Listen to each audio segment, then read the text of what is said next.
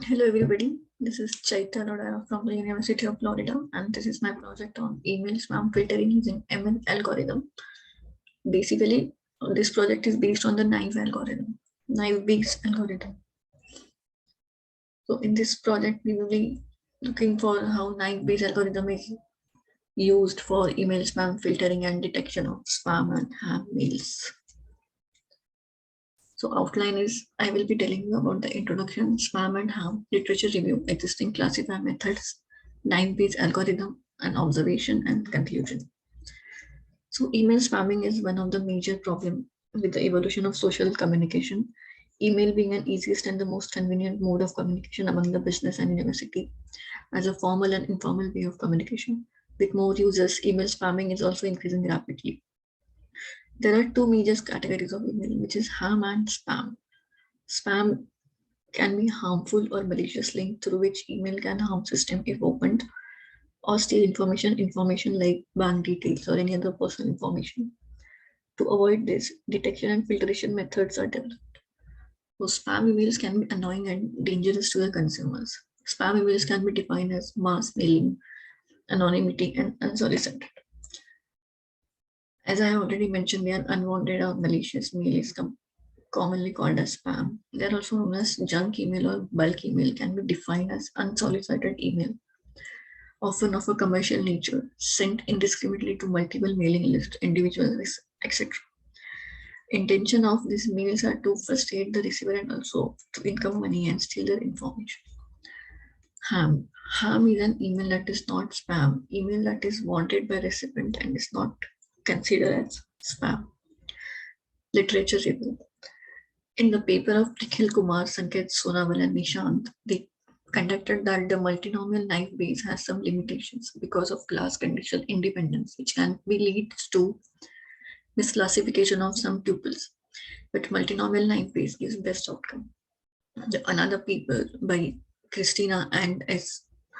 Karpagavali and J. Suganya generated spam and non-spam messages from the recent and the latest mail and applied machine learning technique to develop the model whose performance was being evaluated using tenfold cross-validation and concluded that multi-layer perception classifier works better in comparison to other classifiers. There are many classifier methods which are used for this, and we have used the nine-based. Here I have mentioned the few of existing classifier methods, which are k-nearest neighbor, decision tree classifier method, logistic regression classifier method, and artificial neural networks classifier method. I will be explaining all this in very short in next few slides so that we can see the implementation and how code works. Key nearest neighbor. This belongs to the supervised learning domain of ML, which is used for non-parametric algorithm used where non-parametric algorithm required. When we have a data set, this classifier method classifies them into different groups which are identified by specific attributes. The key nearest neighbor is mainly used for pattern recognition, data mining, and intrusion detection. Decision tree. Presented using visual representation decision making tree. It is like a flowchart. Decision can be made using simple yes or no question until you reach the final required decisions. This method can be used for both prediction and the classification. As you can see in the figure here, I have mentioned one decision tree. In this, we are finding if the person is fit or not by giving information such as age, eating habit, style, and based on physical activities. The decision tree nodes ask different questions and the leaves gives answer based on the nodes equation whether a person is fit or not. The next method is logistic regression classifier method. This is one of the types of supervised learning classification algorithm used for classification problem. It is predictive analysis algorithm and based on the concept of probability and used to assign observations to a discrete set of classes. It transforms its output using the logistic sigmoid function to return a probability value. Important factor of logistic regressions are hypothesis and the sigmoid function. The graph below is given as the sigmoid graph, which gives the sigmoid curve. I have not mentioned any formula or any other classification methods for logistic regression, because we are not seeing this method in very in depth. The next method is artificial neural network.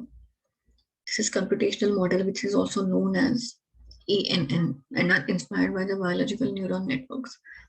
This consists of an interconnected collection of artificial neurons, an adaptive system that changes its structure based on information that follows through the artificial network during a learning phase. Next, and the most important method which we are going to use in this project for implementing the detection of spam filtering is Naïve Bayes algorithm. So we can say Naïve Bayes classifier method. Naïve Bayes is based on the Bayes theorem for calculating the probabilities and the conditional probabilities. Naïve Bayes classifier work by correlating the use of token with spam and ham emails using Bayes theorem to calculate the probability that an email is spam or not spam. Theorem provides a way of calculating the posterior probabilities PC, this probability of C given X from probability of C, probability of X, and probability that is likelihood, which is probability of predictor given class. In this diagram, I have mentioned the formula which is used for the Naïve Bayes, that is on the formula Naïve Bayes theorem is based. So after this slide, we will be seeing the implementation and the observation that how we implemented the code.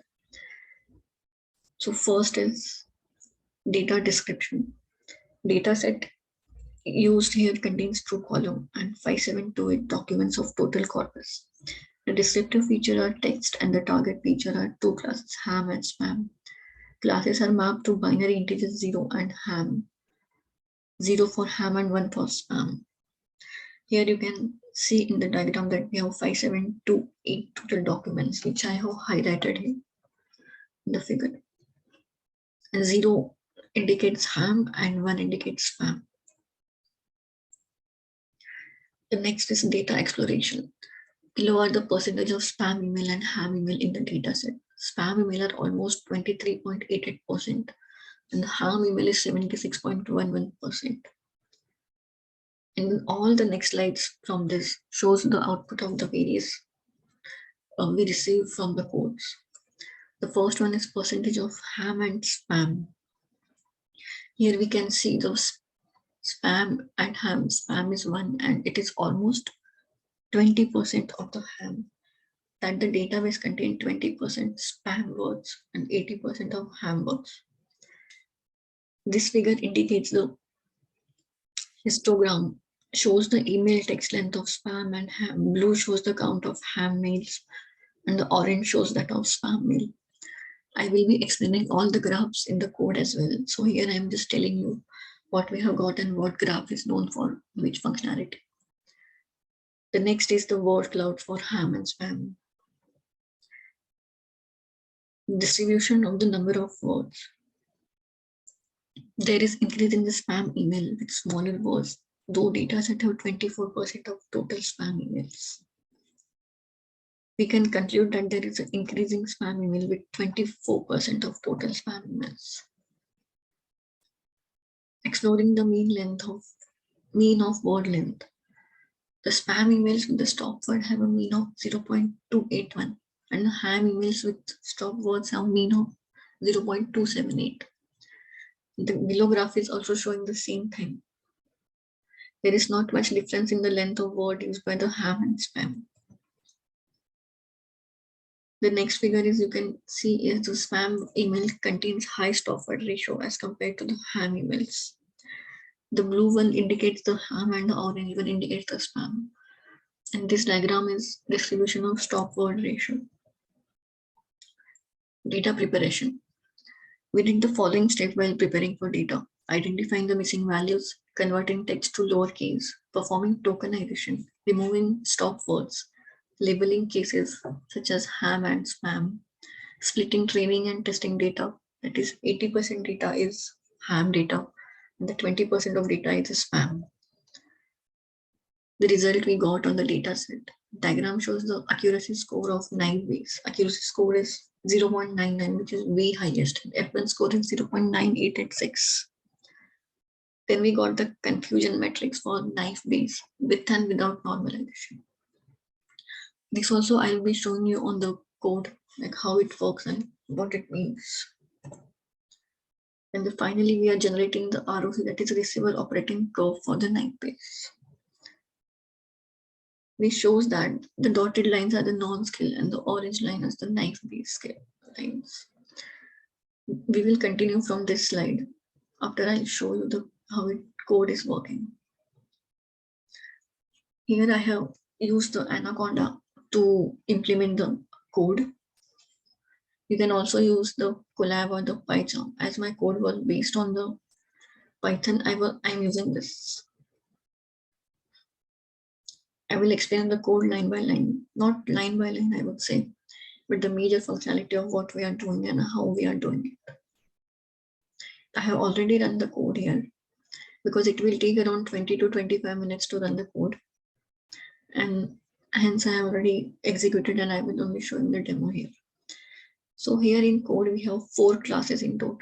One is parent and 3 child classes. So parent class is data read write. Child classes are generate word cloud, data cleaning and apply embedding and model.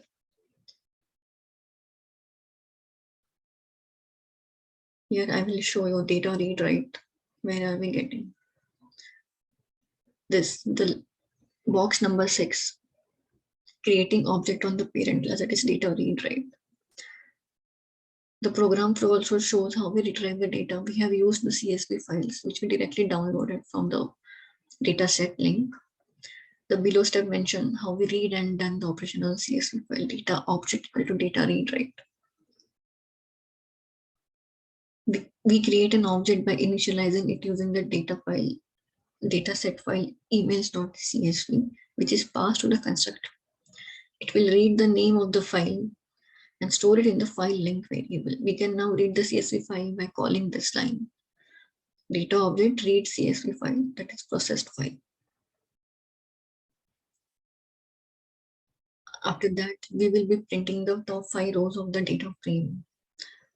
Here we have used the data frame, and the output is the below table shows the text and spam as 2 columns. The text feature is descriptive feature which contains the email, subject, and the body content. The spam column contains 2 ham and spam class labels, where 0 refers to ham and 1 refers to spam. So this is how you will be getting the output. In 8th row, data frame head. After that, we are using the data visualization flow. Let me show where we have used that. Give me a few seconds, it will take time to see that.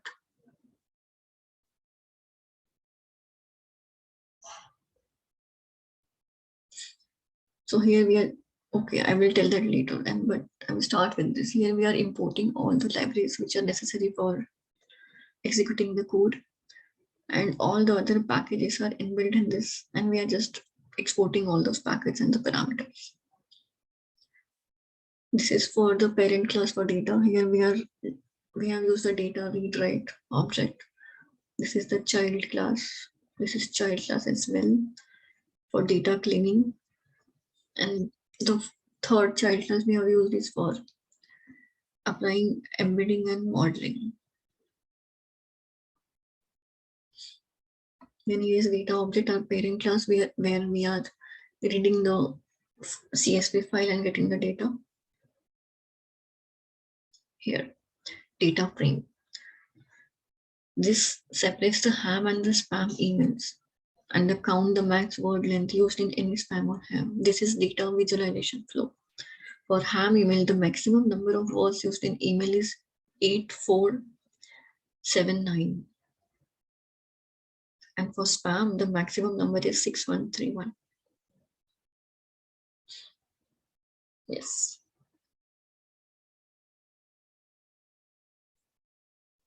And the next is we are putting the different graphs here.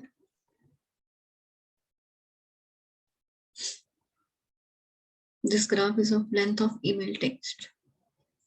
Here The length of email text of spam is very less than as compared to the ham. The blue one is spam. Sorry, the blue one is ham. The orange one is spam. Here we are conducting the data frame where 8479 and the 6131 are the words.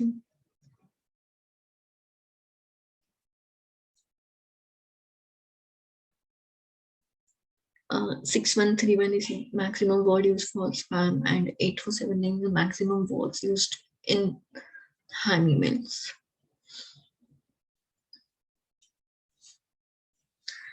So from above code output, we can get the number of the word for each document for the spam and the ham category. Now in the below code, we plotted a histogram that shows the distribution of the number of words. Here. Then we plotted the histogram for distribution of mean word length used in spam and ham category, which is shown here. This graph. This graph is a distribution of mean word length. After that, we will be plotting histogram for distribution of stop word ratio in each mail used in spam and ham category. We have plotted this graph using the matplotlib package. And this is the stop word ratio.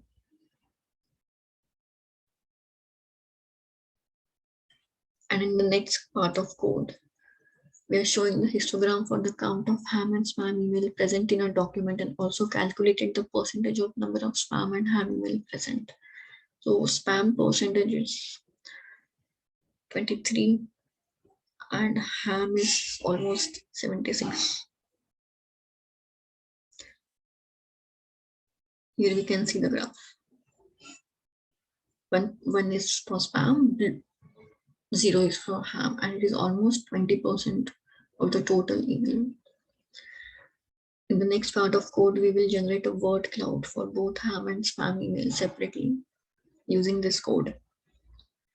First, it creates the object for a child class, generate word cloud, then calling the function word cloud ham, which takes two argument.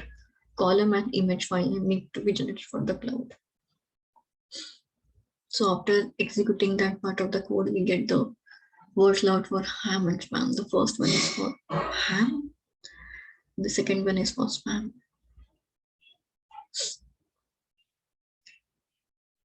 After generating that, we can see that we got the two word clouds. So this is the row number 9. This part of the code is data preparation flow. After generating the word cloud, we need to perform data cleaning step. In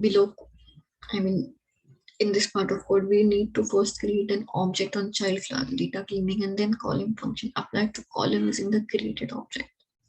The function takes input as a text feature, which is data frame column, and returns the process data frame and stored in another column.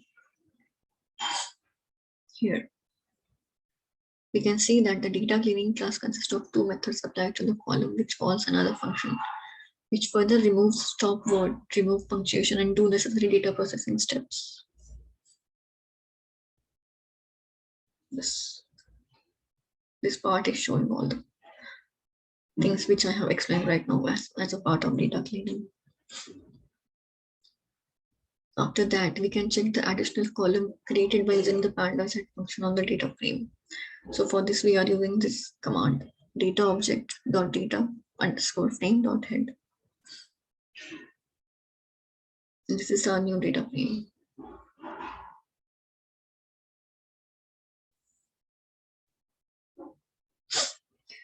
The next part is modeling and evaluation flow. Applying counter vectorizer on the process data column clean text. It first create an object for child class, apply embedding and model, then calling the function apply count vector, which takes the column input and returns the count vectorizer space matrix, which we can see here. Then we need to separate the descriptive and the target feature from our data set. At the end, we need to call the function apply Naïve using the object created for child class. Here we are applying Naïve base. The Naïve base is also giving us the confusion matrix without normalization and with normalization here. And then we got the ROC curve as well. So the apply Naïve base function performs the below mentioned jobs. It splits the training and test data set to 80% and 20%. Apply Naïve base on the training data, predict the outcome of the test data, calculate the confusion metrics without normalization and with normalization, calculate accuracy, F1, recall and precision, and plot ROC curve, which we are doing here and which we did, as you can see. So as a part of comparison, I have also used the SVM classifier here. The SVM classifier is also doing the same thing. So for that, we use the function apply underscore SVM. So it is also splitting and training and test set to 80% and 20% ratio. Applying the Naïve base on the training, predict the outcome, calculate the confusion matrix with and without the normalization, plot ROC and calculate accuracy, recall and precision here. As you can see on the screen, we got it for the SVM.